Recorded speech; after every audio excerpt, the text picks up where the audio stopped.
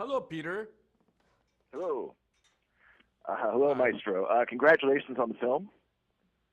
Uh, Thank you. so, Roma presents some archetypal examples of toxic masculinity defined by conquest, aggression, abandonment, violence, and so on.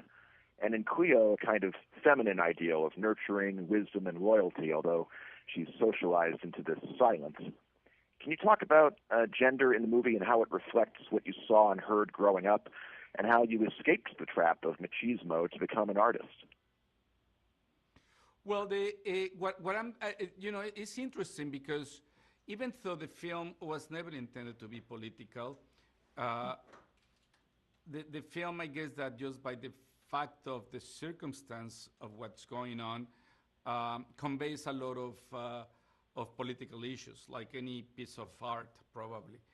Um, I was not intending to do a statement about gender. I was talking about the story of two women that raised me, and the two women surrounded by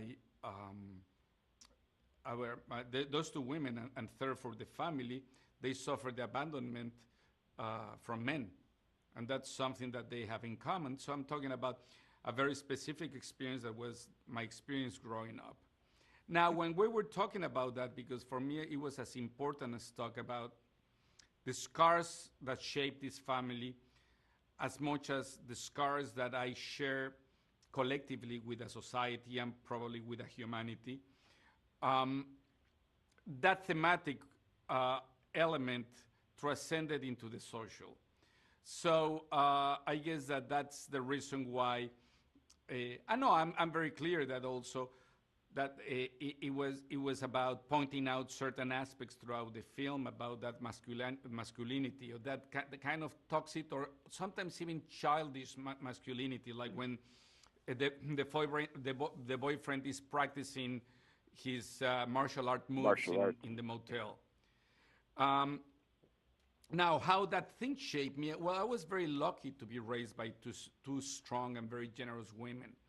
I guess that did a counterbalance to also a whole other culture, many other cultural aspects of the in my own society. But I hesitate to say my own society because I think that this is an issue that exists in the world at large. And so many filmmakers come to a moment in their career where they get nostalgic and they decide to revisit their childhood with themselves as the protagonists. And you felt a pull to tell this story, but making yourself a supporting character and your family's maid and nanny the protagonist. Can you describe the thought process that led you to tell this story in this way?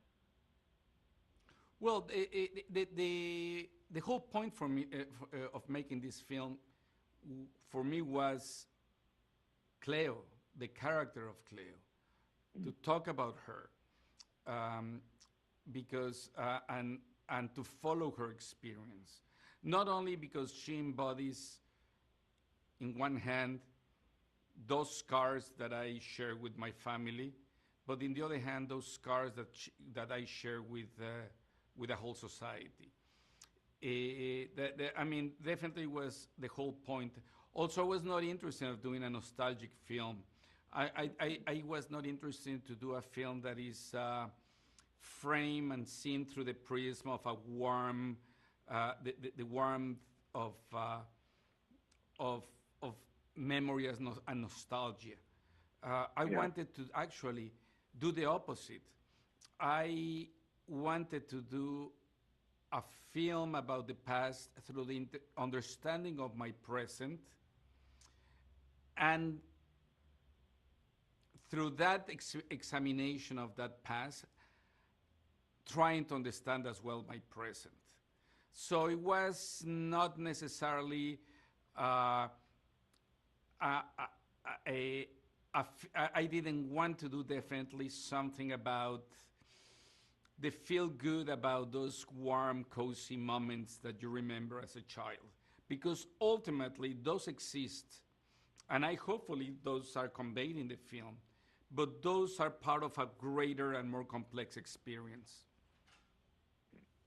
Well, it's been a great pleasure talking to you. Thank you for taking the time, and best of luck with the film as it goes out into the world even more. Thank you very much.